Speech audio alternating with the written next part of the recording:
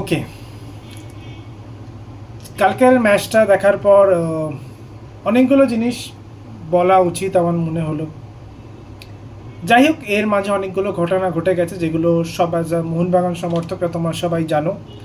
But আমার মনে হলো এগুলো এবার একটা টাইম এসে গেছে যে কোনো একটা পয়েন্টে আসা উচিত। ফার্স্ট অফ অল, ম্যাচ হেরে যাওয়ার পর যতদিন কেউ ম্যাচ জিতে কেউ কারোর দিকে আঙুল তোলে না। ওয়ান্স কেউ ম্যাচ হেরে যায় সবাই সবার দিকে আঙুল তুলতে থাকে। যেমন কালকে আমি মিস্টার মলিনার স্টেটমেন্টটা শুনলাম যে তিনি নাকি ডিফেন্ডার সেন্ট্রাল ডিফেন্সিভ মিডফিল্ডার চেয়েছিলেন, বাট সেটা তিনি পাননি। Number one. Number two, player নাকি তিনি সিলেক্ট করেন না, ম্যানেজমেন্ট ডিসাইড করে। ওকে, তো প্রথম কথা হচ্ছে যদি প্রথমটাই হয়ে থাকে তো তিনি এই সিজনটা উনি কেন কন্টিনিউ করলেন? সেকেন্ড, যদি এরমভাবেই হয়ে থাকে তাহলে যখন গত বছর ইনি রাজি হয়েছিলেন কোচিং করার জন্য, অ্যাজ আ কোচ কেন উনি ওই টার্মস অ্যান্ড কন্ডিশনসটা প্রেজেন্ট করেনি যে প্লেয়ার তার চয়েস মতোই হবে? এইসব জানা সত্ত্বেও তিনি তো রাজি হয়েছিলেন এই সিজনটা কন্টিনিউ করার জন্য। আর এগুলো তো বাদই দিলাম, এছাড়াও যেটা অ্যাজ আ ভিউয়ার বা অনেকদিন ধরে যেটা আমি নোটিস করছি, মলিনার একটা হ্যাবিট আছে ম্যাচটাকে 75-80 মিনিটস অব্দি এক্সটেন্ড করে নিয়ে যাওয়ার। বহু ক্ষেত্রে, not because of east Bengal, যে কোনো টিমের ক্ষেত্রেই আমি দেখেছি টিমের বেস্ট প্লেয়ার্সদের উনি কিছুতেই সামনে আনেন না। লিস্টন এখন কোনো ভালো ফর্মেট দিয়ে যাচ্ছে না, তা সত্ত্বেও লিস্টনকে স্টার্ট করানো হচ্ছে।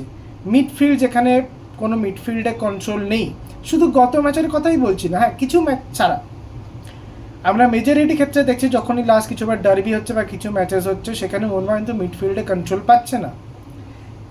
আমি ছেড়ে দিলাম, ঠিক আছে বিদেশি সিডিএম নেই, ওকে, বাট যখন কোনো ক্রিয়েটিভিটি হচ্ছে না, সালের থেকে সেই ক্রিয়েটিভিটি আসছে না, then why are you not playing Robson Robin in place of হিম?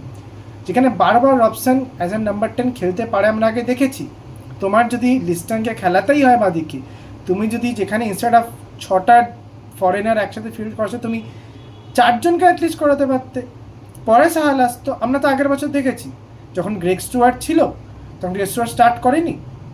দেন যখন এরকম একটা important match you need to score a goal, more importantly need to win the match, সেখানে তুমি এরকম গ্যাম্বল করছো। অ্যান্ড তুমি চেঞ্জ কখন করছো? যখন অলমোস্ট সব কিছু ডান অ্যান্ড ডাস্টেড। সেখানে তুমি কেউ ইজ এ মিরাকেল যে প্লেয়ার্সরা নেবে এসে গোল করে দেবে? সবাই তো গ্রেগ স্টুয়ার্ট হয় না। Again in some matches we have seen like Greg Stuart এসেও ম্যাচের রং বদলাতে পারেনি। এটা একটা হলো। সেকেন্ড হচ্ছে, কি এমন হলো যে টিমটা গত সিজনে সবথেকে বেশি গোলস করেছিল আইএসএলে আর সবথেকে কম গোল খেয়েছিল সুপার কাপের মতো টুর্নামেন্টে, লাস্ট দুটো ম্যাচ কোনো গোল করতে পারছে না? জিরো গোলস, কোনো গোলস নেই। ইভেন ইস্ট বেঙ্গলের সঙ্গে লাস্ট ম্যাচ যেটা আইএফএ শিল্ড ফাইনাল, সেখানেও নয় ওটা বারে লেগে ঢুকে গেছিলো, বাট অ্যাজ সাচ সেরকম তো গোলমাউথই ওপেন হচ্ছে না, তাই না?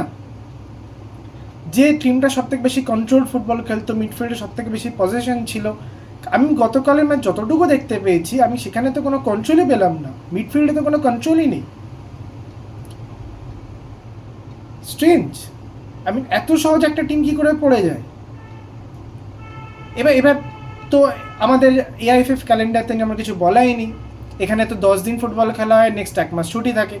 এই তো এখন সুপার কাপ মোহনবাগানের জন্য ডান, আমরা এরা তো কেউ কন্টিনেন্টাল টুর্নামেন্টও খেলবে না, তো এরা আবার ছুটি কাটাতে চলে যাবে আগেন আফটার 1 মান্থ কি 2 মান্থ ব্যাক। যাই না আইএসএল কবে স্টার্ট হবে, প্রবাবিলিটি ধরে নিলাম, or I mean highest chances যে জানুয়ারিতে স্টার্ট হয়, তার মানে নেক্সট কবে আসবে? তো এই নেক্সট নভেম্বর মাস তো এরা আবার বাড়ি চলে যাবে, তারপরে আবার আসবে, তারপর আবার এদের fitness problem,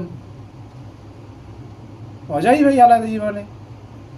compare to European circuit, অন্য সার্কিটে ওরা ডোমেস্টিক লিগস খেলছে, তারপর ইন্টারন্যাশনাল ফ্রেন্ডলি খেলছে, চ্যাম্পিয়ন্স লিগের মধ্যে টুর্নামেন্ট খেলছে, অথচ অ্যাট দেয়ার বেস্ট তারা পারফর্ম করছে। মানে এরা তো জানলে এরা রিটায়ারমেন্টের পরে ইন্ডিয়াতে খেলতে চলে আসবে, যে এত, ওরা তো অবাক হয়ে যাবে যে এত সুখে ফুটবলের জীবন হয় নাকি, যে কোনো ম্যাচই খেলতে হয় না, 4টে ম্যাচ তারপর 1 মাস ছুটি। I mean it's high time like এই চেঞ্জেসগুলো করা উচিত। এআইএফএফ নিয়ে তো কিছু আমি বলবো না, সেটা তো একটা আলাদা টপিকই হয়ে যাবে, বাট মোহনবাগান ম্যানেজমেন্ট আমি কিছু বলিনি, কারণ এই লাস্ট 5 বছর Mohun Bagan one of the best functioning management ছিল, নট অনলি ইন ফিল্ডে পারফরমেন্সে, আউট অফ দি ফিল্ড যেভাবে টিম ম্যানেজ করা, বেস্ট ফরেনার্স ছেড়ে দিলাম, বেস্ট ইন্ডিয়ান প্লেয়ার্সদেরও নিয়ে আসা। তো ঠিক আছে, যে কোনো একটা টিমের অফ যেতেই পারে, বাট নিজে যেচে অফ করা নিজেকে, এটা তো মানে মানা যায় না। যেখানে তোমার অপশানস আছে, এবার for the benefit of doubt আমাকে ধরে নিতে হবে এর অপশান ফিট নয়। And coming to mister Petratos, সে তো আজকাল ঠিক করে কর্নারও নিতে পারে না। তো হোয়াট ইজ গোয়িং অন, যে প্রত্যেক দিন ক্লোজ ডোর প্র্যাকটিস হচ্ছে, বাট এসবের সত্ত্বেও মানে আই ডোন্ট নো, মানে কিছু একটা করা উচিত। Either Molina stays or he goes. Like ও যদি থাকতে চায়, then I would request the management to bring the players of his choice, and if there is no other option, because এখনও 2 মাস আছে। জানি না আইএসএলে কী করবে বা করবে, কারণ এই এই এতদিনে যা যা টুর্নামেন্টস হয় সেখানে তো মোহনবাগানের খুব একটা কিছু হয়নি। লিভিং অ্যাপার্ট আইএফএ শিল্ড, যেটা আগের একটা অদ্ভুত টুর্নামেন্ট, 6টা টিম নিয়ে হয়েছিল, যেটা অলমোস্ট ইন্ডিয়ান ফুটবলের ফাউন্ডেশন এস্টাবলিশ করে, সেই টুর্নামেন্টের আজকে এই অবস্থা দাঁড়িয়েছে। But I think changes need to be made. আমি চাই না ভিডিওটা ফালতু বাড়াতে, বিকজ আজকাল মোহনবাগানের খেলা দেখা বা ওদের নিয়ে কথা বলা মানে নিজেদের টাইমটা ওয়েস্ট হওয়া। তোমরা যারা দেখছো, তো দেখে বলো তোমরা কি মনে করো। হয়তো আরও তোমাদের অনেক গ্রিভেন্সেস আছে, অ্যাজ আ সাপোর্টার আমিও জানি। তো এই ছিল আজকের ভিডিওটা। তো জানিও কমেন্টসে তোমাদের কি মতামত। আজকের জন্য এই পর্যন্তই, বাই।